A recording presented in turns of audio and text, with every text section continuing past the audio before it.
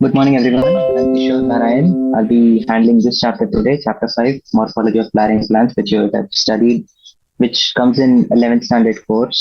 So, currently, I'm doing my medicine right now in AIIMS Bhubaneswar, and my NEET All India rank was 854.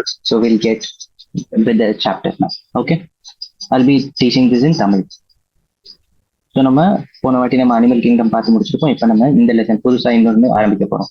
இப்போ morphology of flaring plans. இப்போ நீங்க வந்துட்டு உங்களுடைய plant kingdom நீங்க படிச்சிருந்தீங்கன்னா plant கிங்டம்ல நீங்க பார்த்துருக்கலாம் ஆன்ஜியோஸ்பர்ம்ஸ் அப்படின்னு ஒன்று வரும். உங்களுக்கு ஞாபகம் இருக்கும் நம்புறேன். ஆன்ஜியோஸ்பர்ம்ஸ் அப்படிங்கிறது அவங்களுடைய ஃபிளாரிங் பிளான்ஸ். ஆன்ஜியோ அப்படின்னா கவர்டு. அப்போ மூடப்பட்ட விதைகள் இருக்கிற அந்த மாதிரி தாவர இனங்களை தான் நம்ம வந்துட்டு ஆன்ஜியோஸ்பர்ம்ஸ் அப்படின்னு சொல்றோம். இப்போ கவர்டு சீட்ஸ், ஆன்ஜியோஸ்பர்ம்ஸ்னா கவர்டு சீட்ஸ். இந்த கவர்டு சீட்ஸ் கொண்டது எதை வச்சா அப்ப அந்த விதைகள் மூடப்பட்டிருக்கும் அப்படின்னா பூக்களை கொண்டுதான் மூடப்பட்டிருக்கும். அப்போ பூக்கள் பூக்கிற எல்லா தாவர இனங்களையுமே நம்ம வந்துட்டு ஆன்ஜியோஸ்பர்ம்ஸ் அப்படிங்கிற பெயரால நம்ம குறிப்பிடுறோம். அப்ப இன்னொரு வார்த்தை இங்க கொடுத்துருக்கோம் மார்ஃபாலஜி அப்படின்னு. மார்ஃபாலஜி அப்படின்னா என்னதுன்னா தோற்றம், வெளி தோற்றம், ஸ்ட்ரக்சரை தான் நம்ம மார்ஃபாலஜின்னு சொல்லுவோம். வெளி தோற்றத்தை தான் மார்ஃபாலஜின்னு சொல்லுவோம். அனாட்டமினா அப்ப என்னதுப்பா? அனாட்டமினாலும் அதுவும் ஸ்ட்ரக்சர் தான். அப்ப இதுல இந்த ரெண்டுக்கும் என்ன வித்தியாசம்? ஸ்ட்ரக்சர். மார்பாலஜிங்கிறது எக்ஸ்டர்னல் ஸ்ட்ரக்சர், வெளிப்புற தோற்றம். அனாட்டமிங்கிறது இன்டர்னல் ஸ்ட்ரக்சர், உள்ள இதோடைய கட்டமைப்பு எப்படி இருக்கு, உட்கட்டமைப்புக்கும் வெளித்தோற்றத்துக்கும் வித்தியாசம் இருக்கு இல்லையா? அதுதான் மார்பாலஜியும் அனாட்டமியும். சரிங்களா? அதுக்கடுத்து இப்ப நம்ம ஆரம்பிக்க போறோம். எதை கொண்டு அப்படின்னா முதல் நம்ம இன்ட்ரோடக்ஷனை பார்த்துருவோம். The wide range in the structure of higher plants. அப்போ நம்மளுடைய ஹையர் பிளான்ஸ்ல இந்த அளவுக்கு வித்தியாசமும் வேறுபாடும் கொண்டு பல பல வகைகளை கொண்டு இந்த எல்லா பூக்கள் பூக்கிற எல்லாத்தையுமே நம்ம ஆன்ஜியோஸ்பர்ம்ஸ் அப்படின்னு போட்டுட்டோம்னா அதுக்குள்ளேயும் பல வகைகள் இருக்கும். இந்த பல வகைகள் எதனால வருது அப்படின்னு கேட்டீங்கன்னா, எதனால வருதுங்கிறது இந்த இதோடைய வெளித்தோற்றத்தினுடைய வேறுபாடுகள்னாலதான் இந்த பல வகைகளும் வர ஆரம்பிச்சு.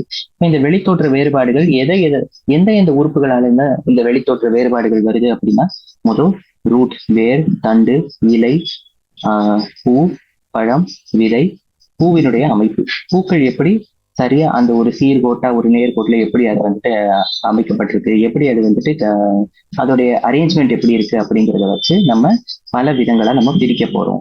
இப்ப நம்ம இதோடைய அப்ப இந்த வேறுபாடுகள் எதனால இருக்கு? இப்ப மார்பாலஜி டிஃபரன்ஸ் இருக்கா? மார்பாலஜிங்கிறது என்னது? இந்த வெளிப்புற தோற்றம். டிஃபரன்ஸ் இன் ஸ்ட்ரக்சர் எதனால வருது? எதனால எல்லாமே ஒரே மாதிரி இருக்க முடியாது? எல்லாமே ஒரே மாதிரி இருக்கலாம் தானே? எல்லா விதமான பூக்களும் பழங்களும் தாவரங்களும் ஒரே மாதிரி இருந்தா என்ன ஆச்சு அப்படின்னா ஒரு பிரச்சனை இருக்கு. என்ன பிரச்சனை அப்படின்னு கேட்டீங்கன்னா, எல்லாத்துக்கும் வேற வேற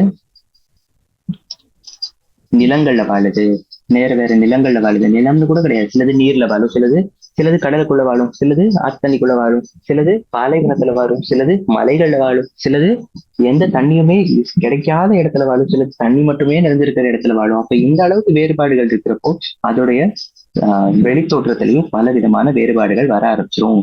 அந்த வித்தியாசங்கள் எல்லாமே இந்த ஹேபிட்டட்னாலையும் ஃபங்க்ஷன்னாலையும் வருது. ஃபங்க்ஷன்னா என்ன வேலைக்காண்டி அந்த பிளான்ட் அந்த மாதிரி வேறுபடுது அப்படிங்கிறது தான் ஃபங்க்ஷன். இதோடைய செயல்பாடு இல்லை. இந்த பிளான்ட், இந்த தாவரம் இந்த உலகத்துல என்ன செய்ய போகுது அப்படிங்கிறத பொறுத்து, அல்லது இந்த பிளான்டோடைய ஒரு உறுப்பு இருக்கு அப்படின்னா அது என்னெல்லாம் வேலை செய்யுது, என்னெல்லாம் வேலைகளா இருக்கலாம்? ஸ்டோரேஜா இருக்கலாம், உணவு சேகரிப்பா இருக்கலாம், உணவு சேகரிச்சு அதை சேமிச்சு வைக்கிற அந்த ஒரு வேலையா இருக்கலாம். அப்படி இருந்துச்சுன்னா அப்ப சில இடத்துல எல்லாம் பார்த்திருப்பீங்க, உருளைக்கிழங்கு தான் எடுத்துக்கிட்டீங்கன்னா இந்த அளவுக்கு பெருசா எதுக்கு இருக்கணும்? இந்த அளவுக்கு பெருசா இருக்கிறதுக்கு என்ன காரணம்ப்பா? இது ஒரு தண்டு தானே, இந்த உருளைக்கிழங்கு ஒரு தண்டு தானே, தண்டு எதுக்கு இவ்வளவு பெருசா இருக்கணும்? ஏன்னா இந்த இடத்துலதான் உணவு சேகரிக்கப்படுது. இப்போ உணவு சேகரிக்கப்படுற இடத்துல அது நல்லா பெருசா குண்டா இருந்தாதான் அதனால சரியான இடத்துல அந்த சேகரிப்பு தன்னுடைய செயல்பாடான சேகரிப்பு அதனால சரியா செய்ய முடியும் இல்லையா? அதே மாதிரி அப்ப இது ஒரு வேலை. இன்னொன்னு ப்ரொடெக்ஷன். என்ன ப்ரொடெக்ஷன்? எதுல இருந்து ப்ரொடெக்ஷன்? நீங்க இதை பார்த்திருப்பீங்க. என்னது? பாலை நிலத்துல வாழக்கூடிய இந்த முட்கள் கொண்ட இந்த தாவரத்தை நீங்க பார்த்திருப்பீங்க. இப்ப இது என்ன செய்ய போகுது? இது பாலை நிலத்துல இருக்கு. ஒரு நிமிஷம், எனக்கு இந்த பென்சில் கிடைக்க முடியும். இப்ப இது பாலை நிலத்துல இருக்கு. இப்ப இது பாலை நிலத்துல இருக்குன்னா இதுக்கு இந்த அளவுக்கு முட்கள் எதுக்கு இருக்கு? இதனுடைய உடல்ல இத உடல் நம்ம சொல்லலாம் தான். ஏன்னா இது ஒரு உயிரினம் தானே. இது ஒரு உயிரினங்கிறப்போ இதை நம்ம உடல்னு சொல்றதுக்கு எந்த தவறும் கிடையாது. சரியா? அப்போ நம்ம இதை இப்ப நம்ம செஞ்சுட்டோம் அப்படின்னா, இப்ப இதுக்கு எதுல இருந்து இதுக்கு அப்ப பாதுகாப்பு தேவைப்படுது? ஏதாச்சும் ஒரு விலங்கு நம்ம இதை சாப்பிட்ற கூடும். ஒரு ஒட்டகமா இருக்கலாம், பாலை நிலத்துல இருக்க ஒரு ஒட்டகமா இருக்கலாம். அப்ப இது சாப்பிட்ற கூடும். இப்ப அதுல இருந்து பாதுகாத்துக்கிறதுக்கு இது இருக்கு. அல்லது கிளைம்பிங்னா என்னப்பா? கிளைம்பிங்னா மேல ஏறி, இப்போ ரொம்பவே மெல்லிய தண்டு, அந்த அளவுக்கு வளர்ச்சி அடையாத அல்லது அந்த அளவுக்கு பலம் இல்லாத பலவீனமான ஒரு தண்டா இருந்துச்சுன்னா, அப்ப அந்த தண்டுனால சரியா நிலத்துல ஊடுருவி நிக்க முடியாது, நின்று தழைக்க முடியாது. அப்ப அது என்ன செய்யும்? கிட்ட இருக்கிற இன்னொரு பெரிய மரத்து மேல ஏறிதான் அது வாழ முடியும். அதுக்கு பேர் தான் கிளைம்பிங். அப்போ இந்த மாதிரி பல செயல்பாடுகளுக்காண்டி இதனுடைய உடல்கள் மாறுபடுது. அப்ப இந்த மாறுபாடுகளை பத்தி தான் நம்ம பார்க்க போறோம். சரிங்களா? இப்ப நம்ம முத உறுப்புல இருந்து ஆரம்பிச்சோம். ஒரு உறுப்பா போனோம்னா இந்த லெசன் கடகடன்னு முடிஞ்சிடும். சரிங்களா? இப்போ ஒரு உறுப்பை பார்ப்போம். எந்த உறுப்பு பார்க்க போறோம் அப்படின்னா வேறதான் பார்க்க போறோம். ரூட்ல இருந்து ஆரம்பிக்கப்போம். இந்த ரூட்ல இருந்து ஆரம்பிக்கப்போ இது ரொம்ப நான் இப்ப முக்கியமா ஒண்ணு சொல்லுறேன். இந்த லெசன்ல நீங்க பார்க்கக்கூடிய ஒவ்வொரு லைனுமே ஒரு கேள்வியா வர முடியும். Every line is important. எந்த ஒரு லைனுமே ஒரு கேள்வியா வர முடியும் உங்க பரீட்சையில. அதனால அதை நீங்க பார்த்துக்கோங்க. பெரும்பாலான இது ஒரு வார்த்தை இருக்கு, மோனோகாட் டைகாட். இதுன்னு சொல்லிடுறேன் இப்போவே. மோனோகாட் டைகாட் ஆஞ்சியோஸ்பெர்ம்ஸை ரெண்டா பிரிக்க முடியும். முக்கியமா ஒண்ணுக்கு பேரு மோனோகாட், இன்னொன்னுக்கு பேரு டைகாட். என்ன இந்த மோனோகாட் டைகாட்னா, ஒரு விதைக்குள்ள உணவு சேகரிச்சுக்க அப்படின்னு ஒரு உறுப்பு இருக்கு, அதுக்கு பேரு காட்டிலிடன். அந்த காட்டிலிடன் ஒன்னே ஒண்ணு இருந்துச்சுன்னா அதுக்கு பேரு மோனோகாட். காட்டிலிடன் 2 இருந்துச்சுன்னா, 2ஆ பிரிக்கப்பட்டிருந்தா அதுக்கு பேரு டைகாட். இப்ப எது ரொம்பவே பரிணாம வளர்ச்சியில சிறந்தது அப்படின்னா மோனோகாட் தான் பரிணாம வளர்ச்சியில சிறந்தது. டைகாட் கொஞ்சம் கீழே இருக்கு அப்படிங்கிறத ஞாபகம் வச்சுக்கிறேங்க. சரிங்களா? அதுக்கடுத்து நம்ம திருப்பி இங்க இருந்து ஆரம்பிச்சு இந்த ரூட் பத்தி வருவோம். ரூட்ல என்னெல்லாம் இருக்கு அப்படின்னா, ரூட்ல நம்ம பார்க்க போறது மோனோகாட் அல்லது பெரும்பாலான டைகாட்ஸ்ல direct elongation of the radicle. Radicle இருக்கா? ரேடிக்கல்ங்கிறது விதையோட உறுப்பு. இந்த விதையோட இந்த உறுப்பு தான் part of the seed which grows into the root. இது இருந்தாதான் வேர் வளர முடியும். இதுல இருந்துதான் வேரே வளரும். சரியா? அப்ப இந்த வேர் வளர்றப்போ நமக்கு நம்ம பாக்குறப்போ இந்த வேர் 2 விதமா வளரலாம். ஒண்ணு பிரைமரி, இன்னொன்னு செகண்டரி. பிரைமரி ரூட்னா என்னது? பிரைமரி ரூட் தான் மெயின் ரூட். மெயினா நம்ம இப்படி ஒரு ரூட் இருக்கு, ஒரு வேர் இந்த மாதிரி இருக்கு அப்படின்னு வச்சுக்கோங்க. இது நிலத்துல இருந்து ஒரு வேர் இப்படி வளருது, இதுக்கு பேரு பிரைமரி ரூட். இதுல இருந்து சின்னதா கிளைகள் மாதிரி வேர் வருதுன்னா அதுக்கு பேரு செகண்டரி ரூட். சரியா? இது ஒண்ணு. இல்லைன்னா சில வேளையில ரூட் இந்த மாதிரியே இருக்கலாம். ரூட் எப்படி இருக்கலாம்? இந்த மாதிரியே இருக்கலாம். இந்த மாதிரி இருக்கக்கூடிய ரூட்களுக்கு என்ன சொல்லுவோம் அப்படின்னா, இதை நம்ம ஃபைப்ரஸ் ரூட் அப்படின்னு சொல்லுவோம்.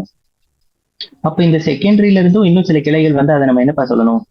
நல்லா யோசிச்சு சொல்லுங்க. செகண்டரியில இருந்தும் சில கிளைகள் வருது, இதுக்கு பேரு பிரைமரி. அப்படின்னு நான் சொல்லிட்டேன்னா, இதுக்கு பேரு நான் பிரைமரின்னு சொல்லிட்டேன்.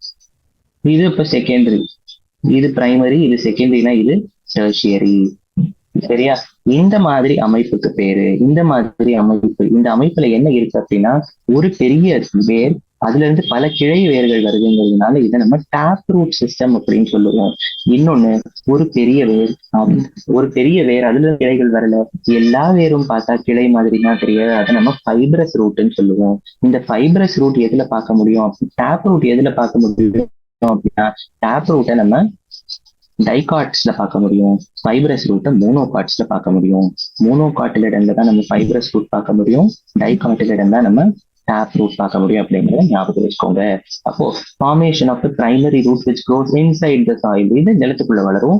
இதுல இருந்து லேட்டரலா என்னது? பக்கவாட்டுல அதனுடைய பக்கவாட்டுல பல கிளைகளா செகண்டரி டெர்ஷியரி ரூட்ஸ் எல்லாம் வளர ஆரம்பிச்சிடும். பிரைமரி ரூட்ஸும் அதோடைய கிளைகளையும் சேர்த்தா நம்ம டேப் ரூட் சிஸ்டம் அப்படின்னு சொல்லுவோம். அதுக்கு பேரு தான் டேப் ரூட் சிஸ்டம். இது எந்த தாவரத்துல பார்க்க முடியும்? இதுதான் முக்கியம். உங்களுக்கு பரீட்சையில இதுதான் கேட்பான். என்ன தாவரத்துல பார்க்க முடியும்னா மஸ்டர்ட்ல நம்ம பார்க்க முடியும். அப்ப மஸ்டர்ட் பிளான்ட்ங்கிறது ஒரு டைகாட். ஏன்? இதுல 2 காட்டிலிடன் இருக்கு. இந்த மஸ்டர்ட் பிளான்ட்ல தான் நம்ம இதை பார்க்க முடியும். மோனோகாட் பார்த்தோம். Primary root short lip, primary root பெருசா ஒரு ரூட் இருக்கும். ஆனா அந்த ரூட்டை உடைச்சுக்கிட்டு அதுக்கடுத்து என்ன ஆயிரும் அப்படின்னா சின்ன சின்னதா குட்டி குட்டியா எல்லாம் இந்த மாதிரி ரூட்ஸ் வளர ஆரம்பிச்சிடும். இது பார்த்தா புல்லு மாதிரியே இருக்கும். கீழே வளர்ற நிலத்துக்கு உள்ள வளர்ற புல்லு மாதிரி தெரியும். இதுக்கு பேரு தான் fibrous root system. Roots originate from the base of the stem. ஞாபகம் வச்சுக்கோங்க, தண்டினுடைய அடிப்பகுதியிலிருந்து வளர ஆரம்பிக்கும்.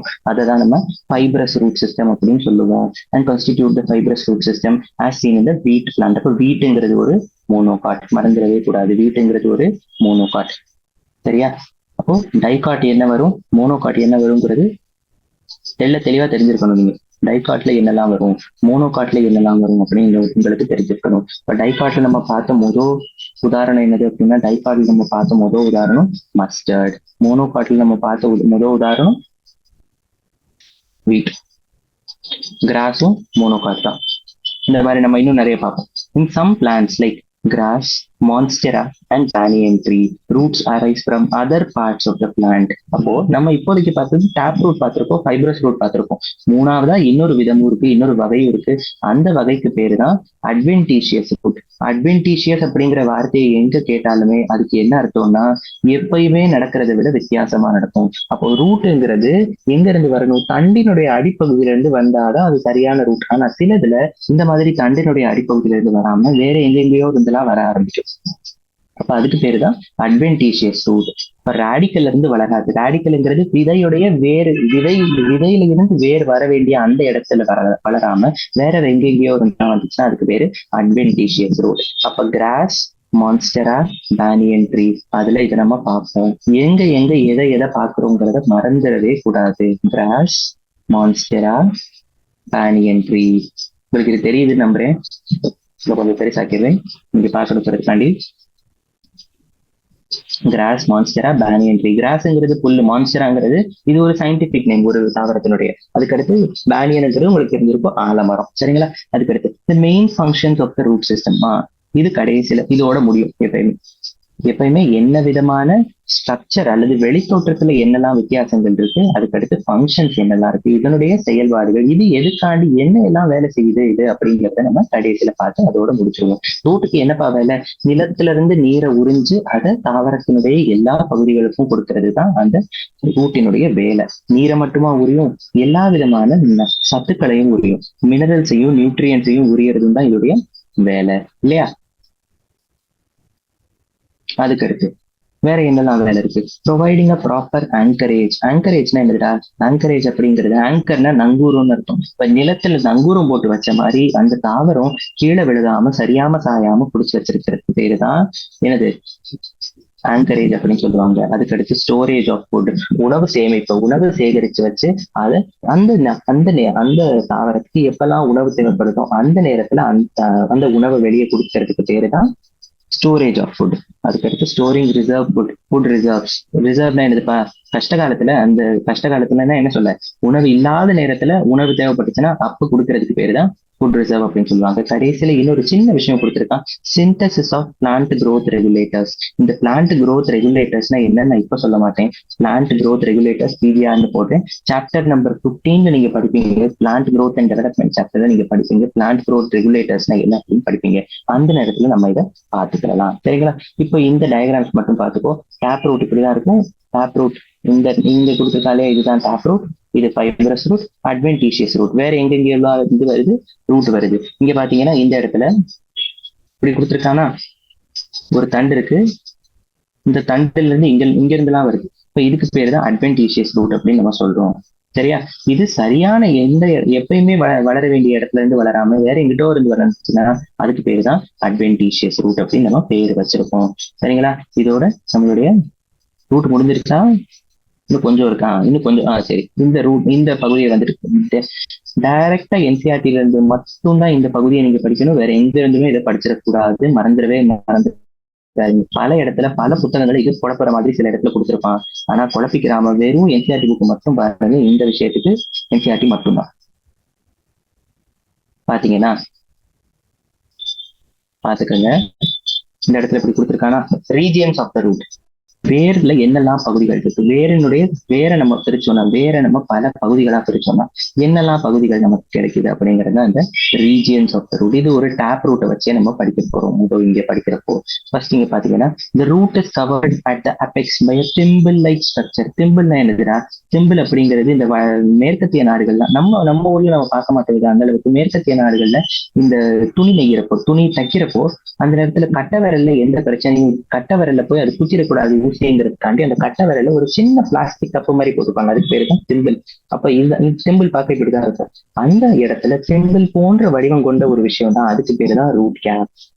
அதுக்கு பேரு தான் ரூட் கேப். இதுக்கு பேரு ரூட் கேப். சரியா? அதுக்கு அடுத்து it protects tender apex part of the root. அபெக்ஸ்னா என்னதுப்பா? நுனி. அபெக்ஸ்னாலே நுனி. அந்த டெண்டர்னா என்னது? ரொம்ப மெல்லிசான மிருதுவான அந்த நுனிப்பகுதியை பாதுகாக்கிறதுக்கு தான் அந்த ரூட் கேப் இருக்கு. A few millimeters above the root cap is the region of meristematic activity. Meristematic அப்படிங்கிறது நீங்க உங்களுடைய 9ஆம் வகுப்புல படிச்சிருக்கீங்க. மெரிஸ்டமேட்டிக் அப்படின்னா என்னதுடா? மெரிஸ்டமேட்டிக் அப்படிங்கிறது பிரிஞ்சுக்கிட்டே இருக்கக்கூடிய செல்கள். பிரிஞ்சுக்கிட்டே இருக்கிறது அப்படின்னா என்னப்பா?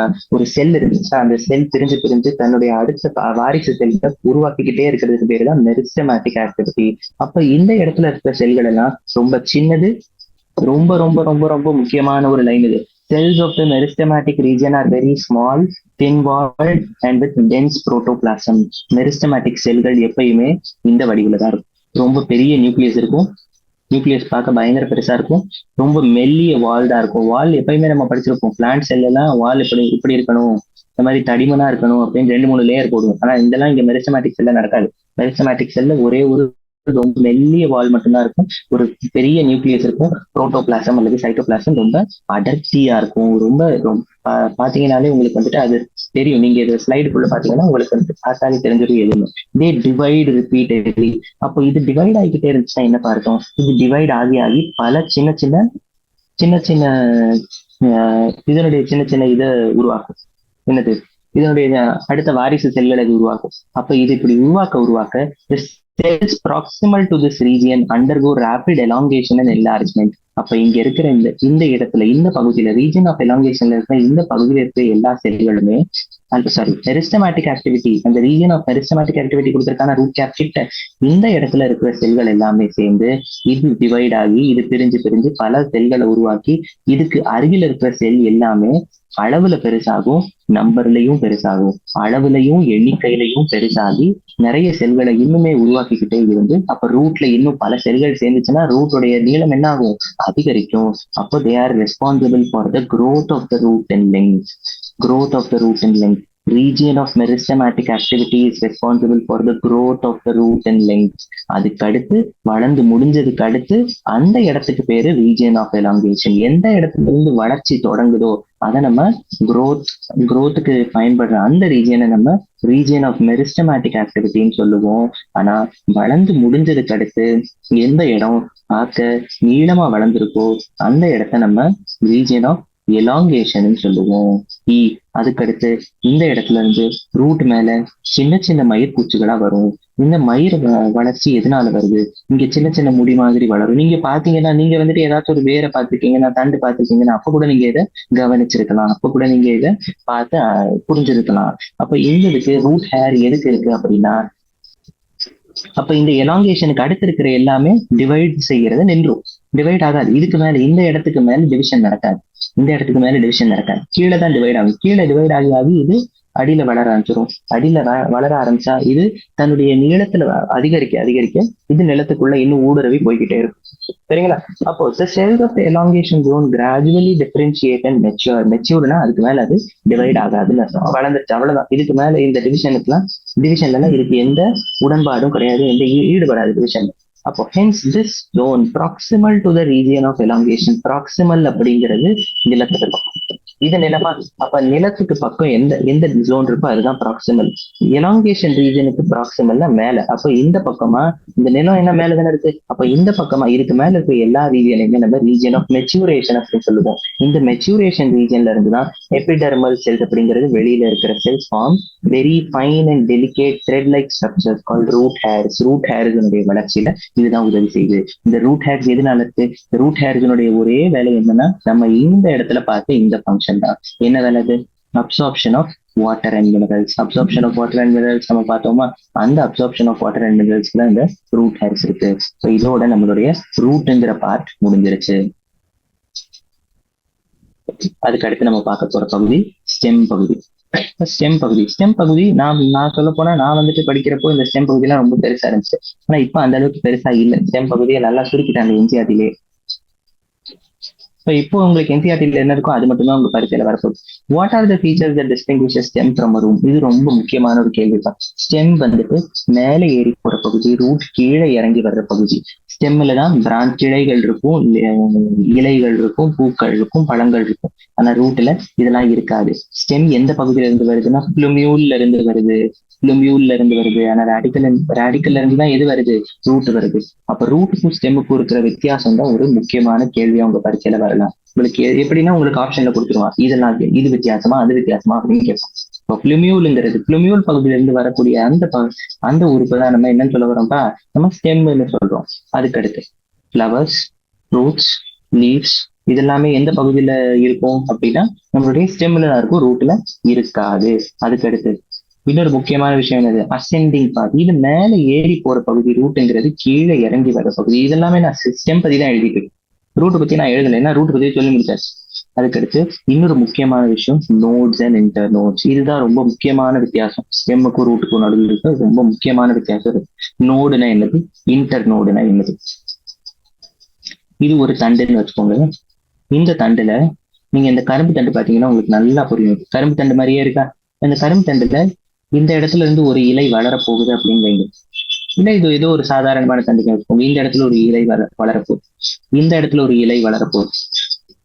அப்போ எந்த இடத்துல எல்லாம் உறுப்புகள் வர ஆரம்பிக்க போகுதோ, உதாரணத்துக்கு இங்க பாத்தீங்கன்னா இந்த இடத்துல இருந்து ஒரு உறுப்பு வளர ஆரம்பிக்க போகுதுன்னா இந்த இடத்துக்கு, இந்த சின்ன இடத்துக்கு மட்டும் பேருதான் நோடு.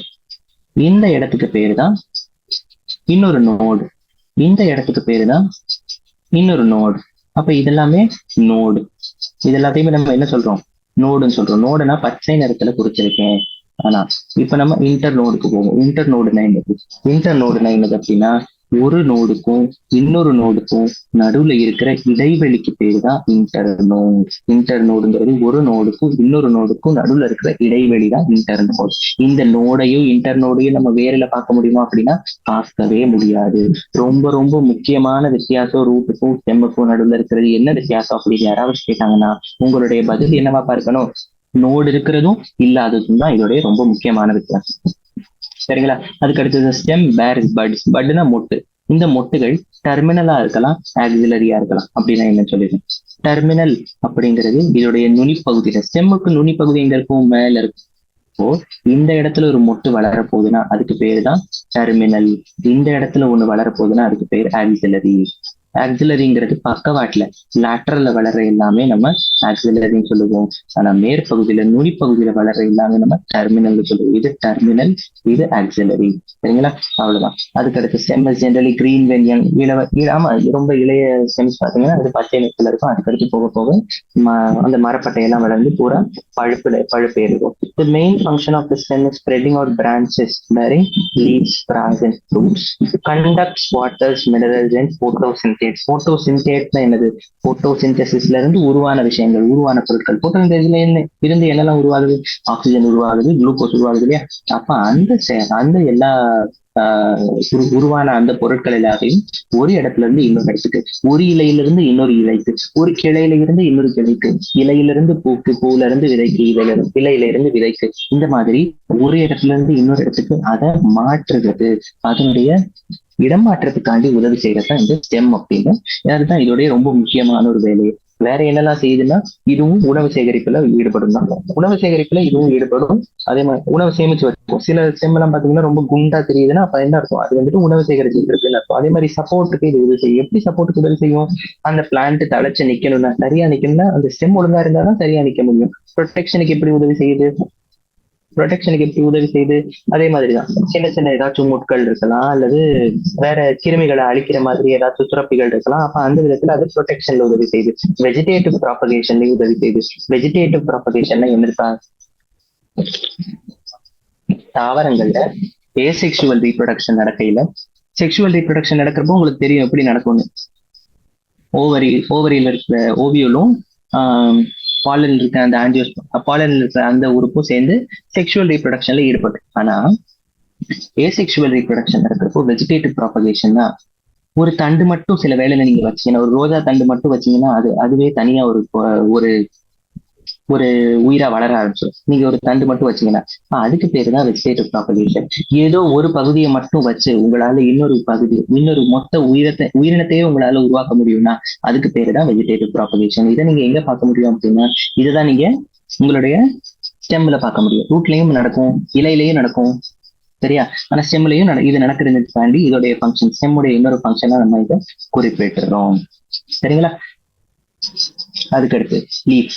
இலை ரொம்ப பெருசு, இலை ரொம்ப ரொம்ப பெருசு. இந்த இலைப்பகுதி பூப்பகுதி இந்த ரெண்டு தான் ரொம்ப பெரிய பார்ட்டே இந்த மொத்த லெசன்லயும். இந்த ரெண்டுமே முடிச்சிட்டீங்கன்னா அதுக்கடுத்து உங்களுக்கு இருக்கிற எல்லாமே சின்ன சின்னதா உங்களுக்கு முடிஞ்சிடும். சரிங்களா?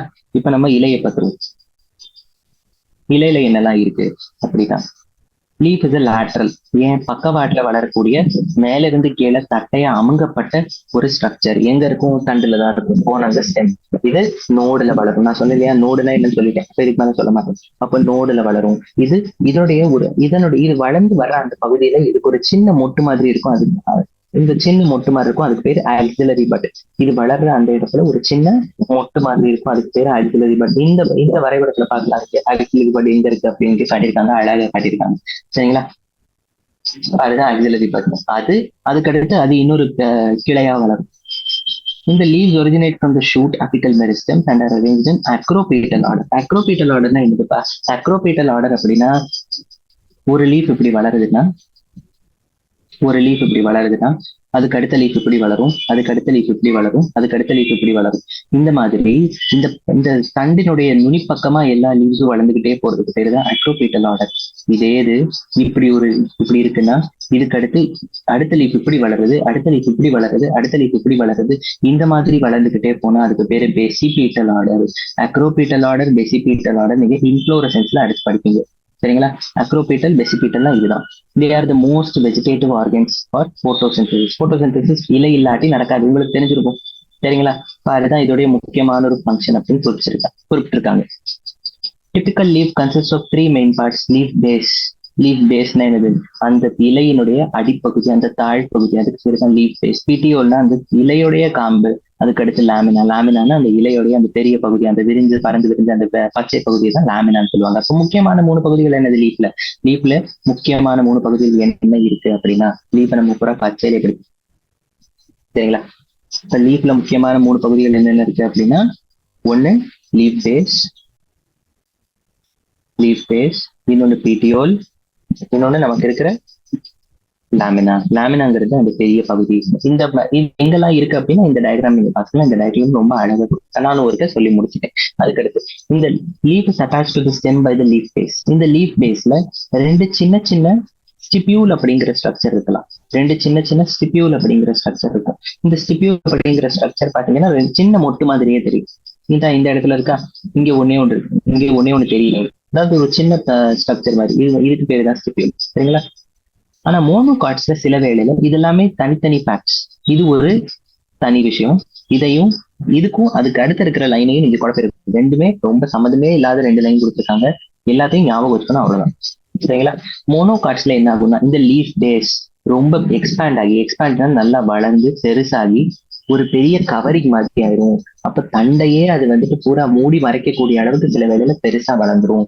ஆனா சில லெக்யூமினஸ் பிளான்ட் அப்படின்னா உங்களுக்கு தெரிஞ்சிருக்கணும். லெக்யூமினஸ் பிளான்ட் என்னன்னா, லெக்யூமினஸ்னா சில பயிர்கள்ல இந்த லீஃப் பேஸ் மொத்தமா வீங்கி விரிவடைஞ்சு பல்வினஸ் அப்படிங்கிற ஒரு உறுப்பையும் உருவாக்கிடும். இப்ப லீஃப் பேஸ் மாடிஃபிகேஷன்ஸ் என்னெல்லாம் இருக்கு அப்படின்னா, லீஃப் பேஸ்ல நம்ம பாக்குற 2 மாடிஃபிகேஷன் இப்போதைக்கு நம்ம பார்த்திருக்கோம். லீஃப் பேஸ்ல என்னெல்லாம் மாடிஃபிகேஷன் பார்த்திருக்கோம்? லீஃப் பேஸ்ல மோனோகாட்ஸ்ல இது ஒரு ஷீட் அப்படின்னா கவரிங் அப்படின்னு அர்த்தம். சரியா? மோனோகாட்ஸ்ல ஒரு ஷீட் மாதிரி உருவாகலாம், அல்லது சில லெக்யூம்ஸ்ல பல்வினஸ் அப்படின்னு ஒரு பெரிய வீங்கின ஒரு பகுதியா உருவாகலாம். இந்த மாதிரி சில பகுதிகளா உருவாக்கலாம். பிடிஓல் என்ன ஆகலாம்? பிடிஓல்னா இந்த பிளேடு, லாமினாவை பிளேடுன்னு இன்னொரு பேர் சொல்லுவோம். ஏன் பார்த்தா அது வந்துட்டு இந்த பிளேடோடைய எட்ஜ் பார்த்திருக்கீங்களா, நல்லா ஷார்ப்பா இருக்கும். அதே மாதிரி தானே இந்த இலையோட எட்ஜும் இருக்கும், அதனால அது பிளேடுன்னு சொல்லுவாங்க. சரிங்களா? அப்ப இந்த பிளேடை தூக்கி, இந்த லேமினாவை தூக்கி சூரியன் கிட்ட காட்டுறதுதான் இந்த பிடிஓடைய பெரிய வேலையை. சரிங்களா? அப்ப இந்த பிடிஓல் இந்த வேலை தான் செய்யுது. Long thin flexible petioles allow leaf blades to flutter and bend. Flutter காத்துல அப்படியே அசையறதுக்கு உருவாகும். அப்ப காத்துல அது அசைஞ்சாதான் லீஃப்க்கு கூலிங்கா இருக்கும். லீஃபோடைய சர்ஃபேஸை கோல் செய்யறதுக்கும், அதே மாதிரி சுத்தமான ஃப்ரெஷ்ஷான காற்று அந்த லீஃபோடைய சர்ஃபேஸுக்கு வர்றதுக்கும் இந்த பிடிஓல் தான் உதவி செய்யுது. அதுக்கடுத்து லாமினா என்னெல்லாம் இருக்கு? லாமினால பாத்தீங்கன்னா, லாமினால சில முக்கியமான உறுப்புகள் இருக்கு. ஒண்ணு வெயின். வெயின் அப்படின்னா நீங்க இங்க பாத்திருப்பீங்க, இந்த லீஃப்ல பாத்தீங்கன்னாலே பெரிய பெரிய கோடா தெரியும். இதுதான் ஒரு லீஃப். இப்படி ஒரு கோடு இருக்கும், இப்படி ஒரு கோடு இருக்கும், இப்படி ஒரு கோடு இருக்கும், இப்படி ஒரு கோடு இருக்கும். இந்த இதுக்கு பேருதான் லாமினா. இந்த லாமினால இருக்கிற வெயின் அப்படின்னு சொல்றாங்க. இப்ப இந்த வெயின் பத்தி தான் நம்ம அடுத்து பார்க்க போறோம். Lamina or the leaf blade is the green expanded part. There is usually a middle prominent vein. நடு சென்டர்ல வரையும் இல்லையா ஒரு வெயின், அந்த வெயினுக்கு பேரு மிட்ரிப். அந்த வெயினுக்கு பேரு மிட்ரிப். அந்த மிட்ரிப்ல இருந்து பல சின்ன சின்ன வெயின்கள் வர ஆரம்பிக்கும். இந்த வெயின்ஸ் எதனால இருக்கு அப்படின்னா, வெயின்ஸ் ப்ரொவைட் ரிஜிடிட்டி. வெயின்ஸ் பாத்தீங்கன்னாலே அது பார்த்தா நல்லா ஹார்டா இருக்கும். இது இருந்தாதான் அந்த லீஃபும் ரொம்ப ரொம்ப இலகி போயிடாம நல்லா ஸ்டிஃபா நிக்க முடியும். அதே மாதிரி தண்ணி, மினரல்ஸ் எல்லாமே இந்த லீஃபுடைய ஒரு பகுதியில இருந்து இன்னொரு பகுதிக்கு மாறுறதுக்கு, இடமாற்றம் செய்யறதுக்கும் இதுதான் தேவை. அப்போ shape, margin, apex, surface and extent of incision of lamina varies in differently. பல இலைகள்ல என்ன வடிவம், என்ன விதமான மார்ஜின் இருக்கு, அந்த நுனிப்பகுதி எப்படி இருக்கு, இதனுடைய பரப்பு எப்படி இருக்கு அப்படிங்கறதெல்லாம் வச்சு பல விதங்களா நம்ம இந்த இலைகளை பிரிக்க முடியும் அப்படின்னு சொல்றாங்க. வீனேஷன் அடுத்த முக்கியமான பார்ட். இந்த வெயின்ஸ் எப்படி அரேஞ்ச் ஆயிருக்கு? The arrangement of veins and veinlets in the lamina of the leaf is called venation. Venation அப்படிங்கிறது ரெண்டு விதமா இருக்கலாம். வீனேஷன்ங்கிறது ரெண்டு விதமா இருக்கலாம். இத இப்படி சொல்லிட்டேன், ரெண்டு விதமான வீனேஷன் இருக்கு. ஒரு வீனேஷனுக்கு பேரு ரெட்டிகுலேட் வீனேஷன், இன்னொரு வீனேஷனுக்கு பேரு பேரலல் வீனேஷன். வாழை இலையில நம்ம பாக்குறதுக்கு பேருதான் பேரலல் வீனேஷன். அப்போ இது என்ன, எதனுடைய எதனுடைய உதாரணம்னா மோனோகாட்டினுடைய உதாரணம். ரெட்டிகுலேட் வீனேஷன்ங்கிறது நம்ம எங்க பார்க்க முடியும்? மஸ்டர்ட்ல பார்க்க முடியும். ரெட்டிகுலேட் வீனேஷன்ங்கிறது நம்ம மஸ்டர்ட்ல பார்க்க முடியும். இப்போ மஸ்டர்டுங்கிறது என்னது? டைகாட். டைகாட்ல நம்ம பார்க்கக்கூடிய வீனேஷனுக்கு பேருதான் ரெட்டிகுலேட் வீனேஷன். மோனோகாட்ல நம்ம பார்க்கக்கூடிய வீனேஷனுக்கு பேருதான் பேரலல் வீனேஷன். அப்ப இந்த வீனேஷன் அப்ப எப்படி இது வேறுபடுது அப்படின்னா, ஒரு இலை இருக்கு, இந்த இலையில இந்த சென்டர்ல இருக்கிற இந்த வெயினை தான் நம்ம மிட்ரிப்னு சொல்றோம் அப்படின்னு சொல்லிட்டேன். இன்னொரு இலை இங்க எடுத்துக்கோங்க, இங்க சென்டர்ல இருக்கிற பேரு தான் மிட்ரிப்னு சொல்லிட்டேன். ஒருவேளை இந்த வெயின் எல்லாமே இந்த மாதிரி வளருதுன்னா, எல்லாமே பார்க்க ஒரு வலையா உருவாகுற மாதிரி இருக்குன்னா, ஒரு நெட்வொர்க் மாதிரி இருக்குன்னா, அதுக்கு பேரு ரெட்டிகுலேட் வீனேஷன். பார்க்க கொசன்னு இருக்கும், அதுக்கு பேரு ரெட்டிகுலேட் வீனேஷன். நம்ம பாக்குற பெரும்பாலான நம்ம பாக்குற பெரும்பாலான இலைகள்ல நம்ம இந்த மாதிரி ஒரு வீனேஷன் நம்ம பார்க்க முடியும். அப்ப இந்த வீனேஷனுக்கு பேரு தான் ரெட்டிகுலேட் வீனேஷன். இந்த ரெட்டிகுலேட் வீனேஷன் நம்ம டைகாட் பிளான்ட்ஸ்ல பார்க்க முடியும் அப்படின்னு சொல்லிட்டேன்.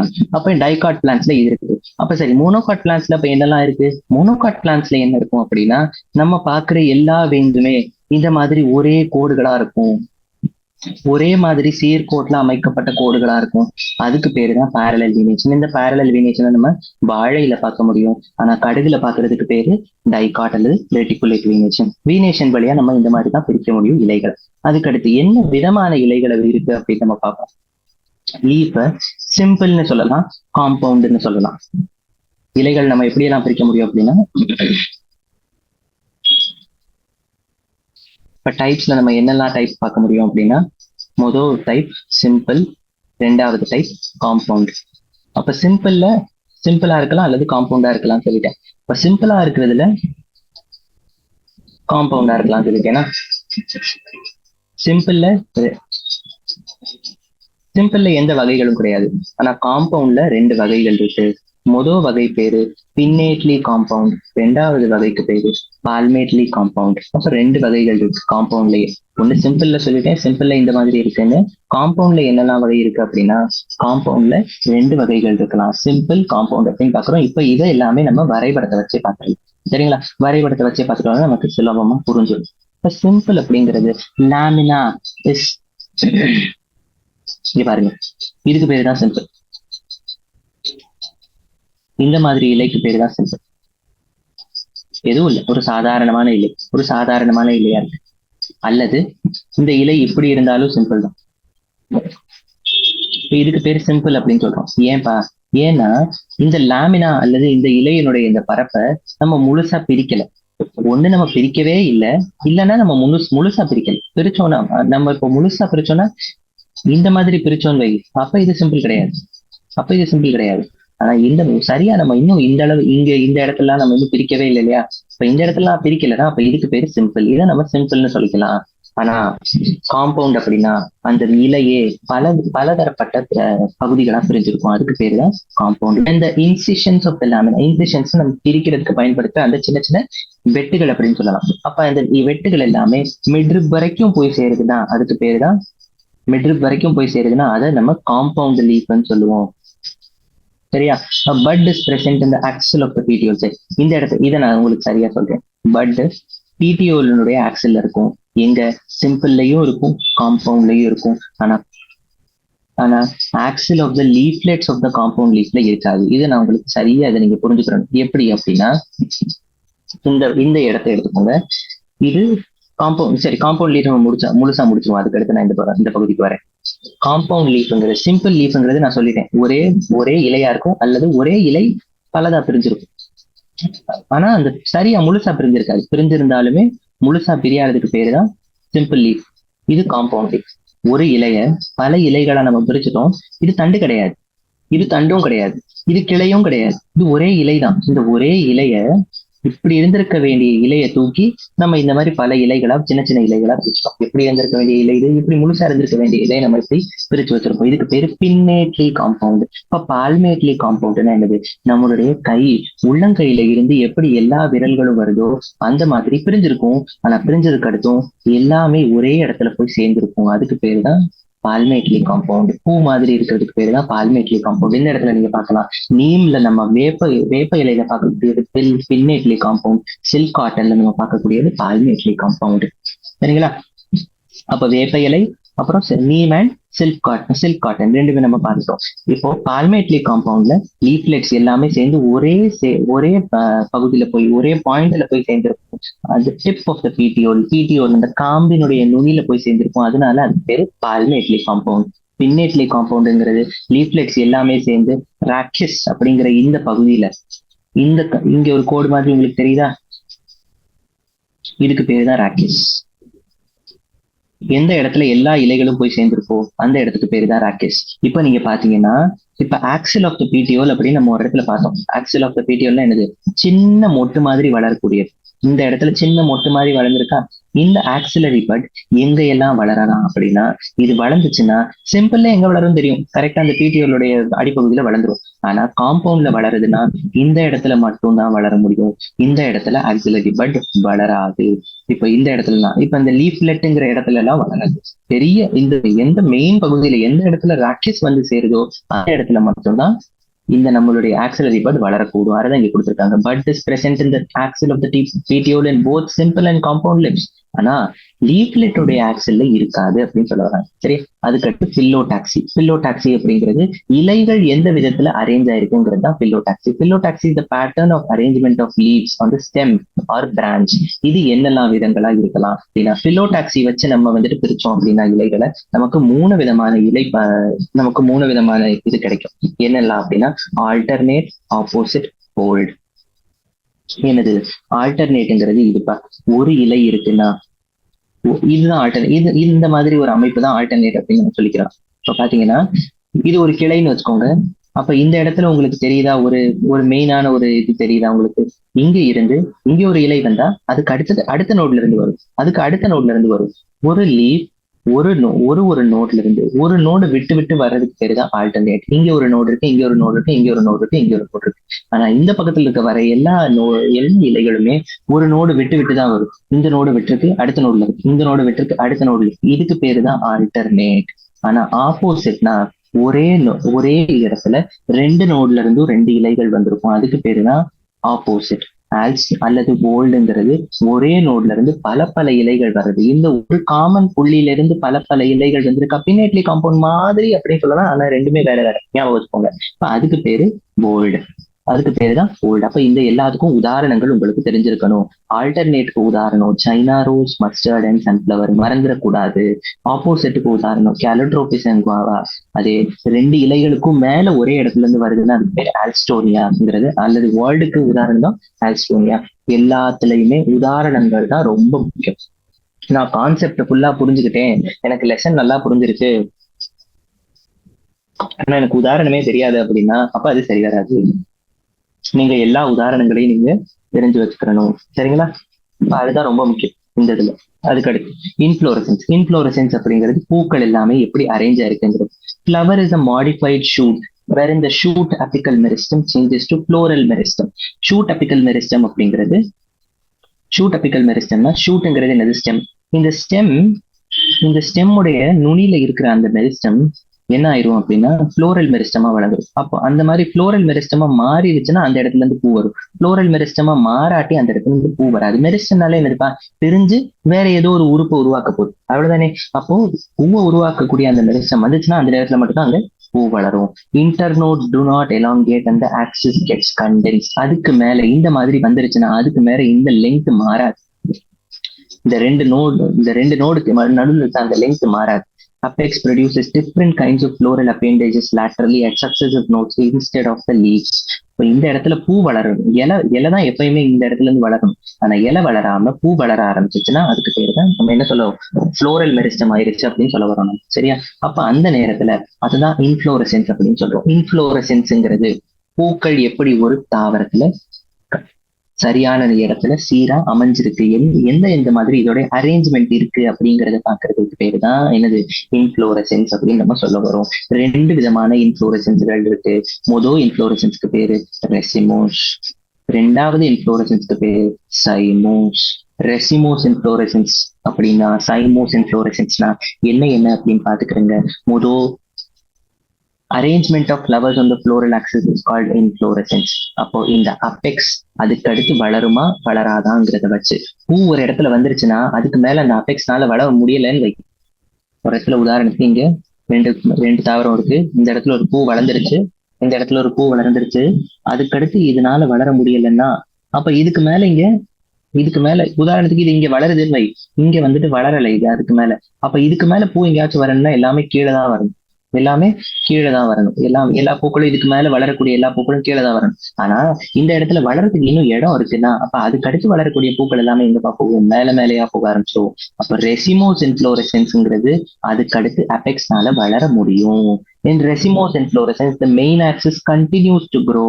The flowers are born laterally. சைடுல பூக்கள் வளர ஆரம்பிச்சிடும். ஆனா இப்படி நான் என்ன சொல்லியிருக்கேன்? நுனிப்பக்கமா பூக்கள் வளர்ந்துகிட்டே போதுன்னா அதுக்கு என்ன பேருன்னு நான் சொல்லியிருக்கேன். அதுக்கு பேர் என்னது? அக்ரோபீட்டல் சக்செஷன்.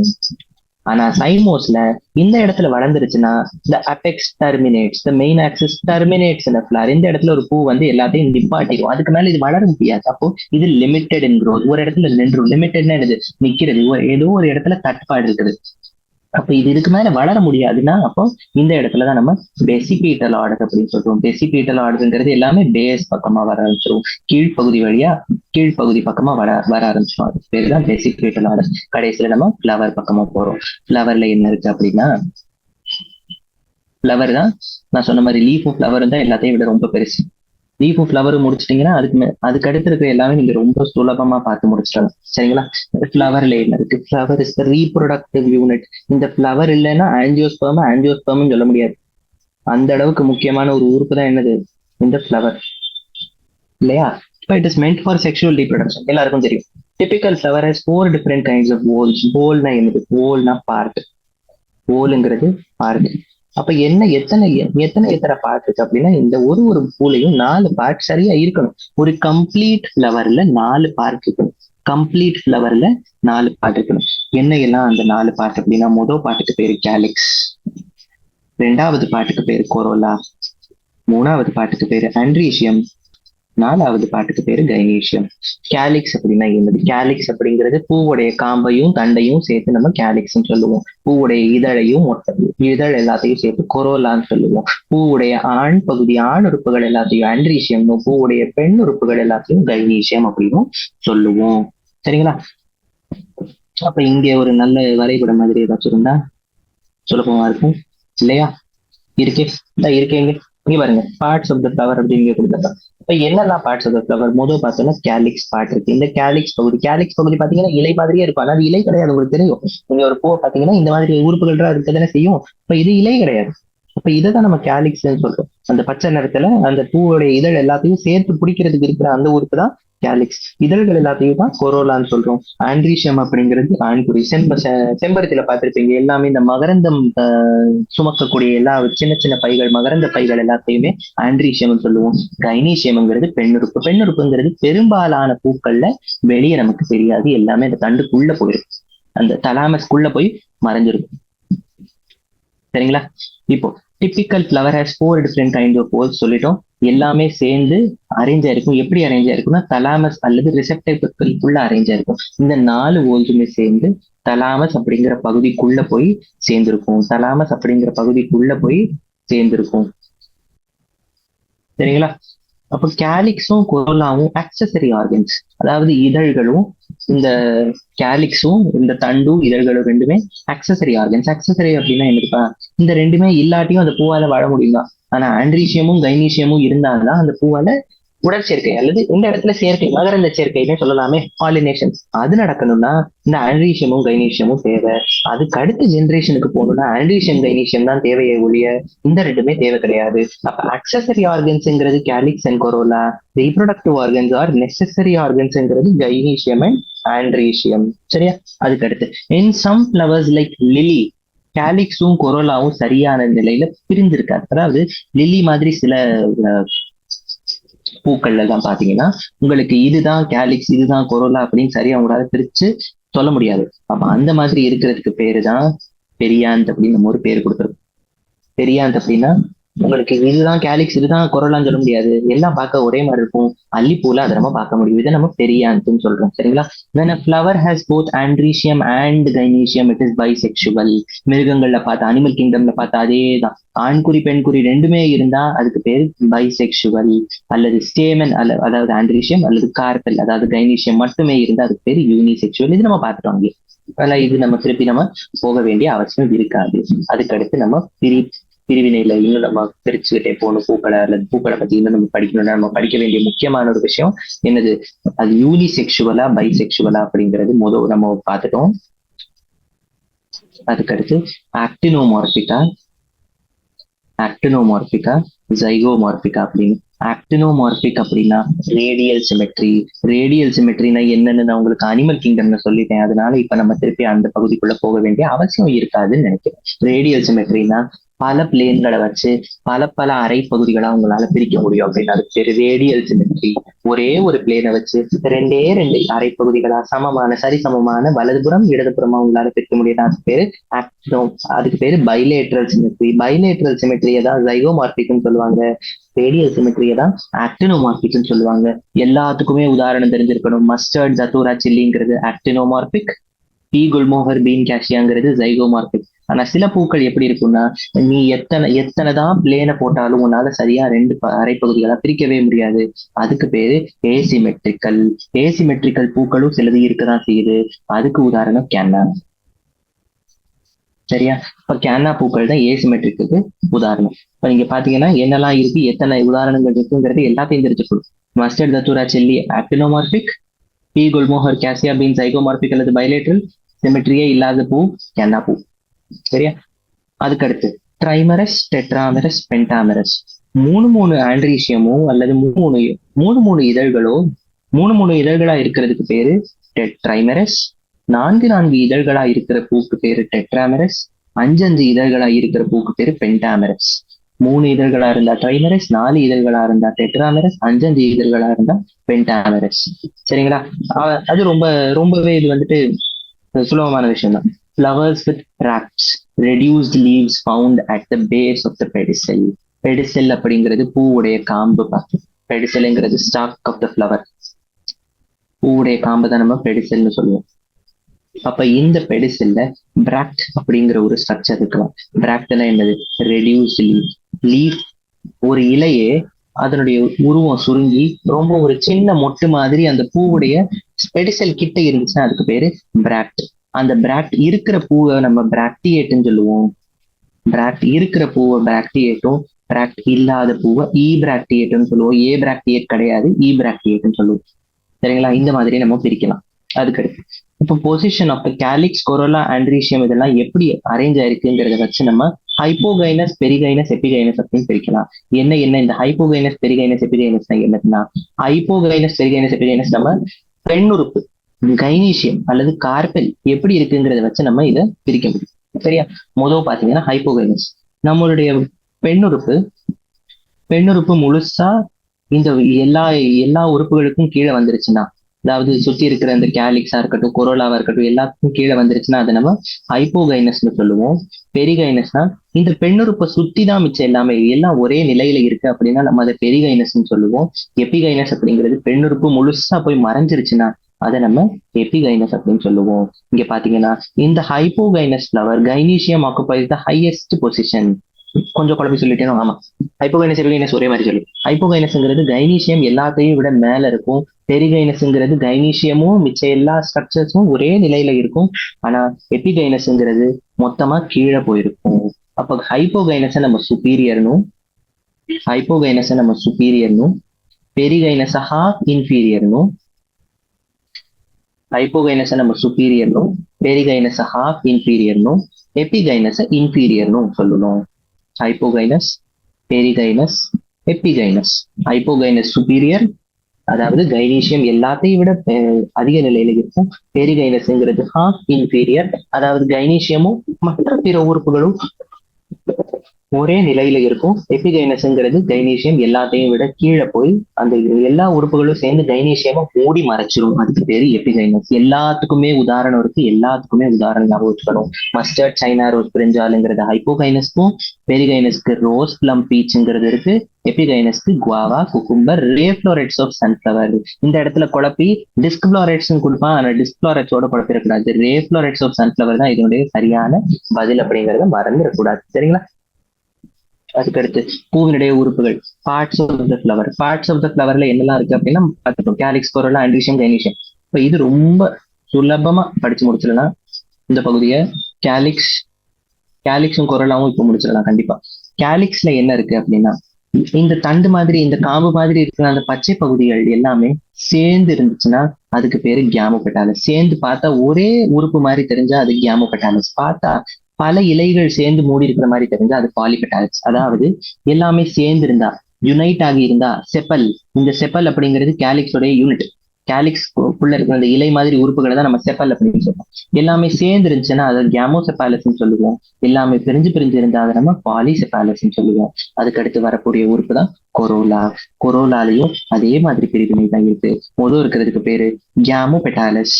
ரெண்டாவதா எல்லாமே பிரிஞ்சு பல உறுப்புகளா இருந்தா அதுக்கு பேரு பாலிபெட்டாலஸ். கேமோபெட்டாலஸ், பாலிபெட்டாலஸ் அப்படின்னு இங்கேயும் நம்ம பிரிக்க முடியும். ஆனா இங்க உங்களுக்கு உதாரணம் கொடுத்துருக்கா, கேலிக்ஸ் கேமோசெப்பாலஸ், பாலிசெப்பாலஸ்க்கு உதாரணம் கொடுக்கல. ஆனா இந்த இடத்துல கேமோபெட்டாலஸ், பாலிபெட்டாலஸ்க்கு உதாரணம் கொடுத்துருக்கான். கேமோபெட்டாலஸ்க்கு உதாரணம் கொடுக்கலன்னா சரி. அப்போ பெட்டல்ஸினுடைய வேலை என்னது அப்படின்னா, இப்ப நம்ம கேலிக்ஸனுடைய வேலை என்னது? Protection of the flower. அந்த பூ மொட்டா இருக்கிறப்போ பாத்துக்கக்கூடிய வேலை தான் இந்த கேலிக்ஸுடைய வேலை. ஆனா கொரோலாவுடைய வேலை என்னது அப்படின்னா, அந்த பூ வளர்ந்ததுக்கு அடுத்து எல்லா தேனீக்களையும் மிருகங்களையும் இது அட்ராக்ட் பண்ணி என்னப்பா ஆகும், மகரந்த சேர்க்கைக்கு தேவையான விலங்குகள், விலங்கினங்கள், பூச்சி இனங்கள், பறவை இனங்கள் எல்லாத்தையும் இது தாங்கிட்டு வசீகரிச்சு இழுத்தாதான் மகரந்த சேர்க்கை நடக்கும். மகரந்த சேர்க்கை நடந்தாதான் அந்த பூ பழமாகி விதையாகி அந்த விதை இன்னொரு மரமாக்க முடியும் இல்லையா? அப்ப அந்த வேலையை செய்யக்கூடிய, இந்த எல்லாத்தையும் வசீகரிக்கக்கூடிய அந்த வேலையை செய்யறது அந்த கொரோலா. சரிங்களா? அதுக்கடுத்து ஏஸ்டிவேஷன்ங்கிறது ரொம்ப முக்கியமான பகுதி. ஏஸ்டிவேஷன்ங்கிறது arrangement of the petals in the corolla. கொரோலால இருக்கிற பெட்டல்ஸ் எப்படி அரேஞ்ச் ஆயிருக்குங்கிறது தான் எஸ்டிவேஷன். இதை நம்ம டைரக்டா டயக்ராம்ல இருந்து பார்க்க போறோம். 4 விதமான எஸ்டிவேஷன் இருக்கு: வால்வேட், ட்விஸ்டட், இம்ப்ரிகேட் அண்ட் வெக்ஸிலரி. வால்வேட்ங்கிறது ஒரு இதழுடைய நுனி இன்னொரு இதழை தொடாது. ஒரு இதழ் இன்னொரு இதழை தொடாம நடுவுல சின்ன சின்ன கேப் இருந்தா அதுக்கு பேரு வால்வேட். ட்விஸ்டட்ங்கிறது எல்லா இதழ்களும் அதுக்கு அடுத்து இருக்கிற இதழ்களை ஒரே மாதிரி மூடி மறைச்சிருக்கும். இங்க இருக்கிற இந்த இதழை பாத்தீங்கன்னா இது சரியா இந்த இந்த இடத்துல பாருங்க. இதைதான் நம்ம வந்துட்டு நம்மளுடைய செம்பருத்தில நம்ம நம்ம பாக்குற பல பூக்கள் இந்த மாதிரி தான் இருக்கும், ட்விஸ்டடா இருக்கும். ஆமா தானே? செம்பருத்தில பார்க்கலாம். சைனா ரோஸுங்கிறது செம்பருத்தி தான். செம்பருத்தில இதே மாதிரிதான் இருக்கும். எல்லாம் இந்த பூ இதழ்கள் எல்லாமே இது மேல இருந்து பார்த்தா எப்படி தெரியுதுங்கிறது இங்க உங்களுக்கு கருப்பு இதழ்களை கொடுத்துருக்காங்க. இந்த சிவப்பு இதழ்கள்ல இருக்குது சைடுல இருந்து பாக்குற மாதிரி. இம்பிரிகேட்டுங்கிறது பூவிதழ்கள் எல்லாம் வேற வேற மாதிரி கொசன்னு எல்லாமே மூடி மறைச்சிருக்கும். ஒரே மாதிரி மறைச்சிருக்காரு, வேற வேற மாதிரி. ஒரே மாதிரி இருந்தா அதுக்கு பேரு ட்விஸ்டட். வேற வேற மாதிரி அங்கிட்டு இங்கிட்டுமா மூடி மறைச்சிருந்தா அதுக்கு பேரு இம்பிரிகேட். வெக்ஸிலரிங்கிறது ஒரு பெரிய இதழ் இருக்கும். இதை நம்ம பட்டாணியில பார்க்கலாம் இல்லையா? பட்டாணியில பார்க்கலாம். வெக்ஸிலரிங்கிறது இந்த மாதிரி இருக்கும். இங்க ஒரு பெரிய இதழ், அந்த பெரிய இதழுக்கு உள்ள இந்த மாதிரி ஒரு இதழ், இந்த மாதிரி. இது நம்ம மேல இருந்து பாக்குற வியூப்பா சரியா? அதுக்கடுத்து இந்த இதழ்களுக்குள்ள இன்னும் சின்ன சின்ன 2 இதழ்கள் இருக்கும். மொத்தமா பார்த்தா 5 இதழ்கள் இருக்கும். அந்த 5 இதழ்களில் இத்தனை வேறுபாடுகள். எல்லாத்தையும் விட பெருசா இருக்கிற இந்த இதழுக்கு பேரு ஸ்டாண்டர்ட். இந்த மீடியம் சைஸ்ல இருக்கிற 2 இதழ்களுக்கும் பேரு விங்ஸ். எல்லாத்தையும் விட குட்டியா இருக்கிற இந்த இதழ்களுக்கு பேரு கீல். இந்த இதழுக்கு பேரு ஸ்டாண்டர்ட், இதுக்கு பேரு விங்ஸ், இதுக்கு பேரு கீல். இதை வெக்ஸிலரி எஸ்டிவேஷன் சொல்லுவாங்க. எஸ்டிவேஷனுங்கிறது இதழ்களுடைய அமைப்பை தான் நம்ம எஸ்டிவேஷன் அப்படின்னு சொல்றோம். சரிங்களா? இப்ப நம்ம இந்த இடத்துல நம்ம நிப்பாட்டிக்கலாம். இதுக்கு அடுத்து இருக்கிற ஆண்ட்ரீஷியம் கைனீஷியம் அடுத்த செஷன்ல நம்ம பார்க்கலாம். சரிங்களா?